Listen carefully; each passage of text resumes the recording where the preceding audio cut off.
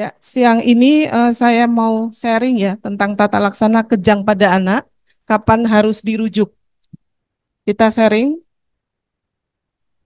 Eh, Pada topik ini kita akan membahas nanti, saya akan membahas tentang bagaimana alur berpikir kita atau eh, apa alur berpikir tentang penanganan kejang pada anak. Jadi apa yang harus kita lakukan pada saat kita menerima pasien anak dengan kejang, terutama teman-teman yang bertugas di UGD ya. Kemudian akan dibahas sedikit tentang kejang demam sederhana dan kejang demam kompleks. Dua ini kenapa saya ambil karena untuk kejang yang terbanyak kejang dengan demam, dari kejang demam itu yang terbanyak adalah KDS dan KDK ini. Ini ada ilustrasi kasus dan ini memang terjadi di rumah sakit saya, tempat saya bertugas minggu yang lalu, dikonsulkan oleh dokter jaga UGD. 2 jam sebelum masuk rumah sakit, eh, anak datang dengan demam, batuk pilek, kejang seluruh tubuh ya. Dia kaku, kelonjotan, lama kejang 10 sampai 15 menit. Kemudian saat kejang tidak sadar dan setelah kejang dia terdiam dan mengantuk dan mulai sadar saat perjalanan ke rumah sakit ke tempat saya bertugas di RSUD Prambanan.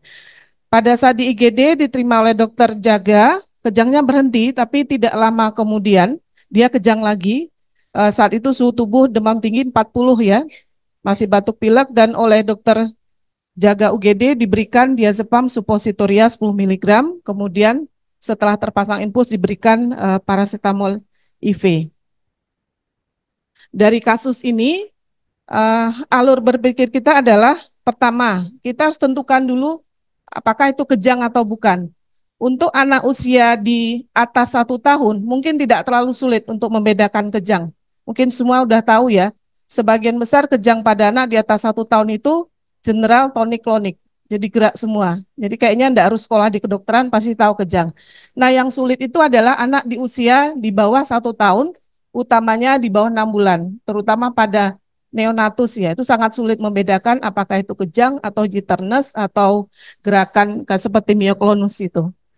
Nah, setelah kita tentukan, oh ini kejang, nah, kita tentukan lagi tadi tipe kejangnya. Tipe kejang kita udah tahu ya, ada vokal, ada general, tonik, klonik, umum, absen, dan lain-lain. Kemudian setelah itu tidak runtutan waktu ya, jadi sambil jalan semua kayak ABC itu, semua sambil jalan, tapi alur berpikirnya seperti itu. Kemudian kita atasi kejang, kita setelah diatasi, kemudian kita cari penyebab. Kemudian cari penyebab itu kalau di anak dibagi dua, ada demam dan tidak ada demam. Nanti dengan sebagian besar itu kejang dengan demam kalau pada anak ya.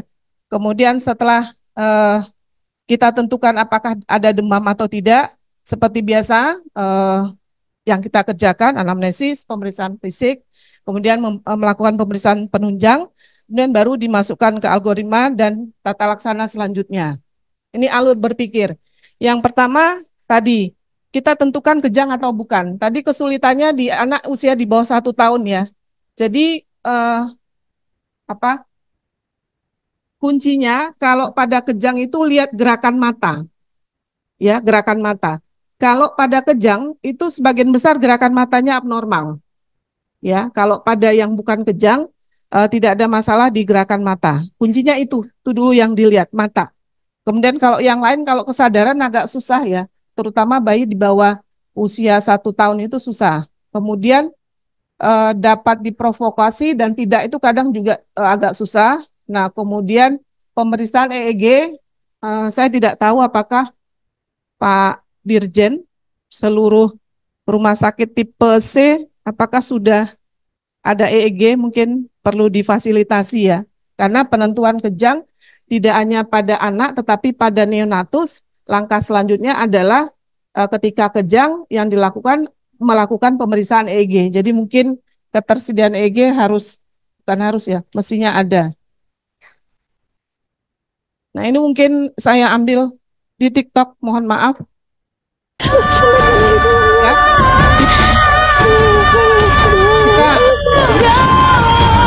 Ya, Mbak. Ya, kita lihat tadi di gerakan mata ya. Jadi setiap anak yang kejang perhatikan mata. Yang kita duga kejang perhatikan gerakan di mata. Di sini ada gerakan mata yang ke atas, ke lateral ya, lateral ke atas. Ada lagi yang matanya ke sisi satunya atau ke sisi kanan, sisi kiri atau ke atas. Jadi mata biasanya bermasalah kalau kejang. Kemudian yang bukan kejang, ini pada neonatus ya, kita kadang sulit untuk menentukan kejang atau tidak, karena ini nanti kaitannya dengan pengobatan yang diberikan ya. Jadi kalau dia tidak tegak kejangnya, sementara kita duga itu kejang, nanti apa? Jadi bermasalah karena ada terapi kejang yang jika diberikan pada anak neonatus itu memberikan efek samping yang merugikan.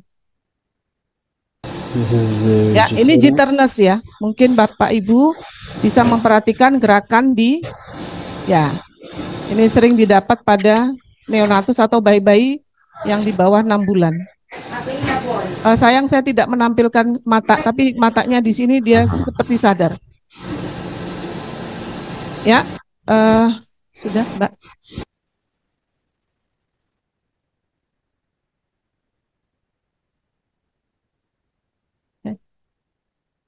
Yang sebelumnya Mbak. Ya, langkah kedua ya, langkah pertama tadi tentukan kejang atau bukan, yang kedua tipe kejang, vokal atau general.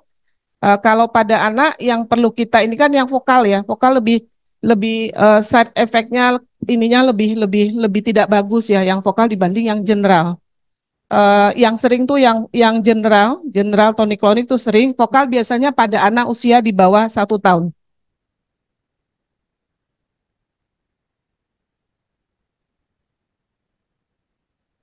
Ya, yang ketiga adalah mengatasi kejang.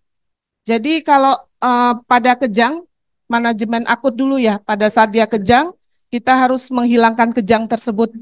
Ya, seperti biasa ABC sudah kita lakukan. Yang kemudian kita bagi dua ya, neonatus dan yang bukan neonatus. Nah, ini mungkin kami ambil di rekomendasi penata laksanaan status epilepsi dari IDAI. Kita ini untuk yang anak, jadi bukan yang neonatus ya. Neonatus nanti beda obatnya. Untuk anak, kalau pre-hospital di luar rumah sakit, di rumah, itu kalau ada, biasa untuk yang kejang berulang ya, jadi bukan yang kejang pertama, biasanya begitu dia pulang dari rumah sakit, dokter selalu meresepkan diazepam sub ya. Nah, untuk yang masih menyimpan, orang tua yang masih menyimpan diazepam sub, ketika kejang itu diberikan diazepam sub 5 mili untuk yang berat kurang dari 12, 10 mili untuk yang berat 12 kilo atau lebih. Maksimal pemberian 2 kali dengan jarak 5 menit. Ya, ini di luar rumah sakit, bisa di rumah atau di puskesmas. Kemudian ketika dibawa ke rumah sakit, jadi di UGD ya biasanya itu pemberian diazepamnya biasanya diluarkan 1 kali ya, pre-hospital tuh seringnya 1 kali. Di rumah sakit ketika datang, seringnya saya temukan itu masih memberikan sup, sebenarnya boleh, tapi agak kurang pas ya. Jadi mestinya begitu datang sudah langsung IV line. Jadi di rumah sakit itu memang diizinkan untuk memberikan diazepam yang sup, tetapi mestinya diazepam yang IV ya dengan dosis 0,2 sampai 0,5 mg per kilo. Bolusnya pelan, hati-hati mungkin kalau kejang dokter-dokter terutama yang isip ya, mungkin panik. Jadi begitu bolus cepat nggak boleh. Diazepam kalau kecepatan menimbulkan apa depresi nafas ya. Jadi dia bisa ares langsung itu. Saya pernah pengalaman di Banyumas, tapi bukan diazepam phenytoin. Nah, maksimal dosis yang diberikan adalah 10 mg, jadi 1 ampul maksimal ya. Kemudian kita tunggu. Kalau kejangnya masih berlanjut, paling lama 10 menit, ya, pemberian pilihannya ada 2, phenytoin atau phenobarbital. Phenytoin atau phenobarbital, tergantung ketersediaan di rumah sakit. Phenobarbital IV itu agak susah ya. Di tempat saya juga kadang ada, kadang enggak. Kalau phenytoin malah lebih mudah. Jadi bisa diberikan phenytoin dengan dosis 20 mg per kilo. Jangan lupa diencerkan ya. Jangan lupa diencerkan. Saya enggak tahu ada siring pump. Kalau enggak ada siring pump pakai spet yang 20 cc bisa ya. Diencerkan dan pemberiannya pelan-pelan. Ingat, diazepam dan phenytoin dan phenobarbital pemberiannya harus pelan. Jangan jangan mungkin karena kaget, panik, pengen gendang kejangnya hilang, terus buru-buru enggak boleh. Ini mudah menimbulkan depresi nafas ya. Dosis maksimal 1000 miligram atau 10 ampul ya. Kalau phenytoin itu kalau saya enggak salah 100 miligram per ampul. Jadi maksimal 10 ampul. Jangan takut, boleh diberikan tapi pakai siring pump ya. Kemudian kalau masih berlanjut lagi, diulang pemberiannya, phenobarbital di change ya, yang Veni diganti dengan phenobarbital, yang Veno menjadi Veni. Sama dosis maksimalnya 10 ampul, jadi 1000 miligram. Kalau masih kejang lagi pindah ICU. Ya mungkin kita tata laksananya masih yang eh, posisi di rumah sakit ya, masih di Bangsal, masih di UGD. Nah, kalau sudah di ICU nanti pemberian midazolam, propranolol dan lain-lain.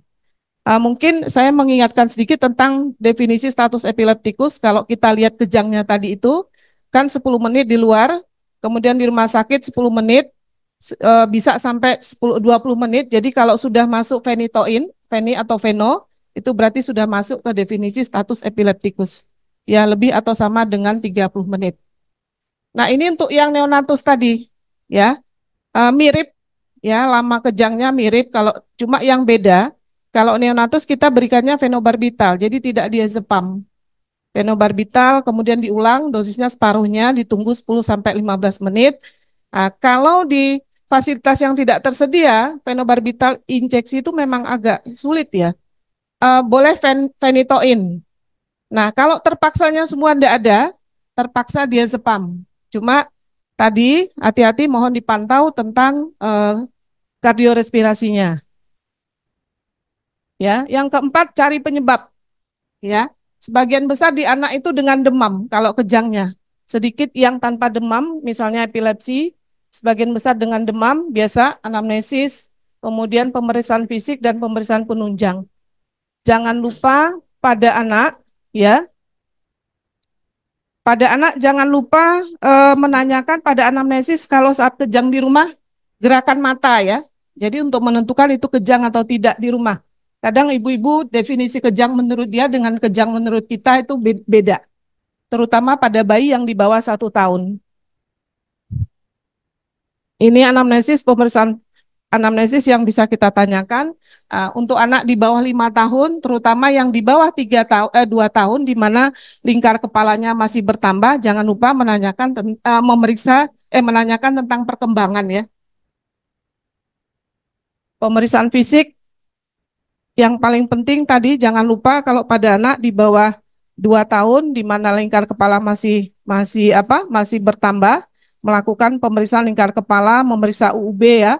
Kemudian mata, jangan lupa, biasanya sering terlupakan, banyak yang terlalu fokus di kejangnya. Kemudian memeriksa rangsang meningeal ya. Beberapa dokter ISIP banyak yang lupa ini. Nah, ini mungkin merefresh lagi ya, pemeriksaan kaku. Jadi, rangsang meningeal itu kaku kuduk, Brusselsi 1, 2, dan Kernik. Nah, pemeriksaan penunjang, kalau dia tergantung tadi, kecurigaan kita ke arah mana ya. Kalau karena sebagian besar dia dengan kejang demam, KDS, KDK itu, pemeriksaan labnya yang kita lakukan adalah untuk mencari sumber infeksinya ya. Jadi kalau ICD-10-nya itu eh, KDS itu harus itu diagnosis kedua ya. Kalau dia diagnosisnya 1, nanti klaimnya rendah ya. Jadi dia harus 2 diagnosis, dia diagnosis sekunder sebenarnya. Jadi infeksinya harus dicari. LP, EEG dan CT scan kalau ada indikasi saja. Jadi ini alur pendekatan diagnosis pada anak. Tadi sudah saya sampaikan demam atau tidak. Yang paling sering yang saya kotak yang saya warnai orange ini ya. Ini yang paling sering pada anak. Yang demam, yang tidak demam, epilepsi, hipo atau hiperglikemia, atau serangan.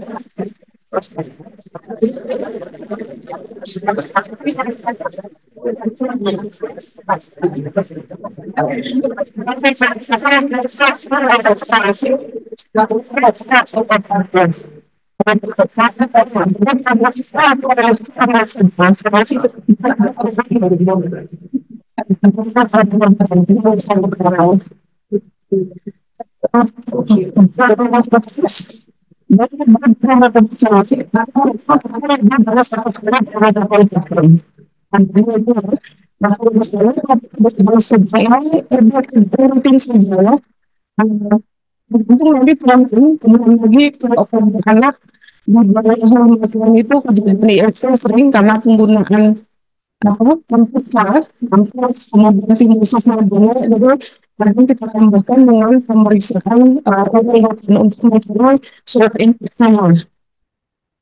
Dan untuk saya karena dengan seperti apa tapi di tempat saya bertugas sebuah kami kerjakan.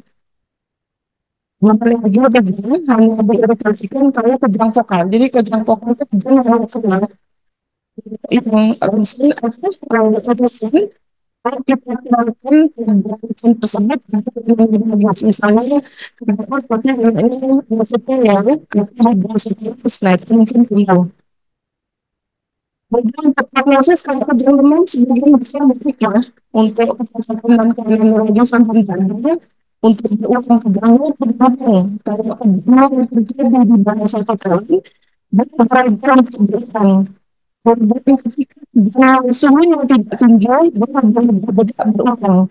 Kalau dengan interval terbaik untuk tidak terjadi berulang.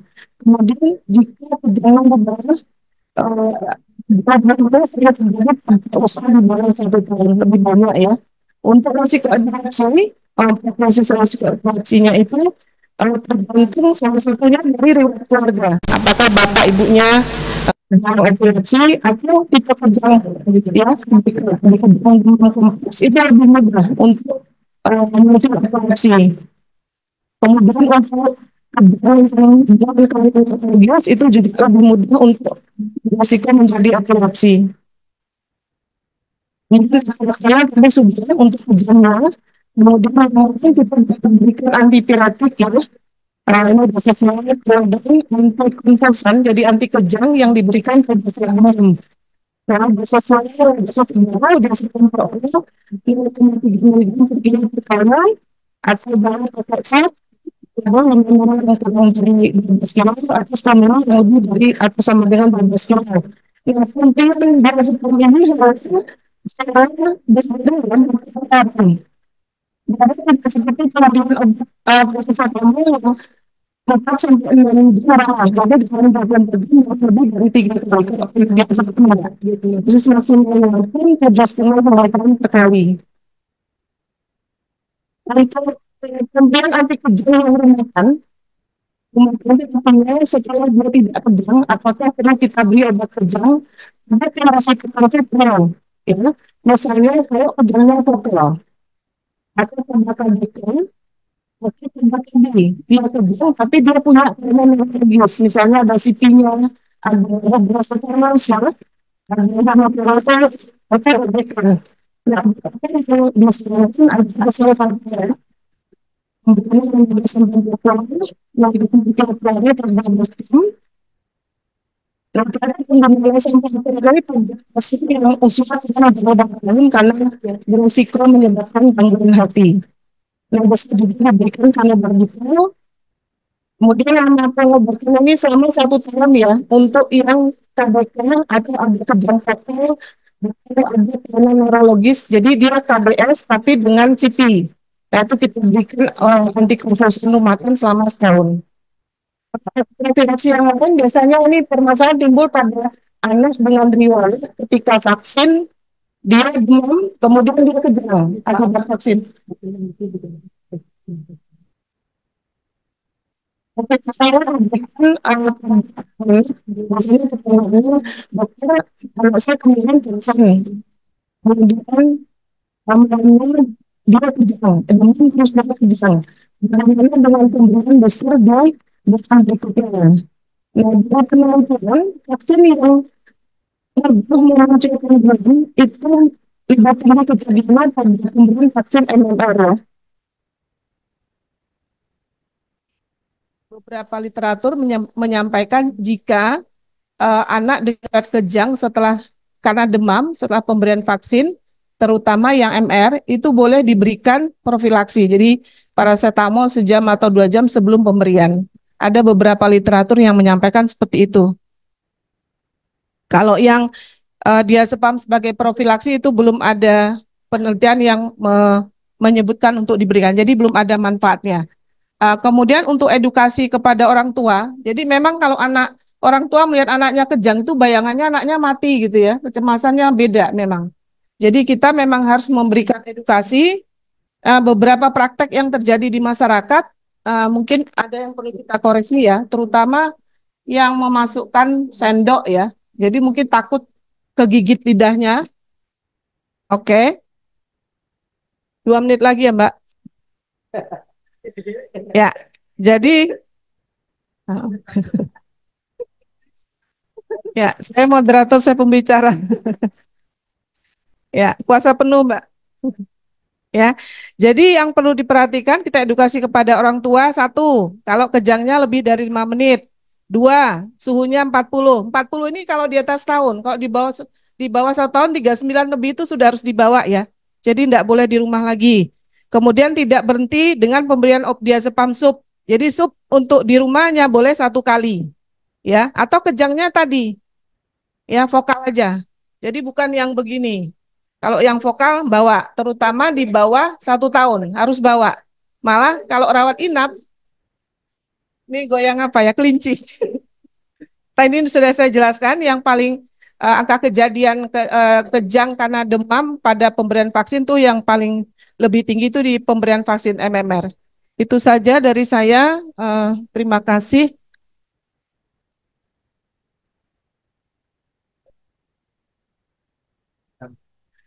untuk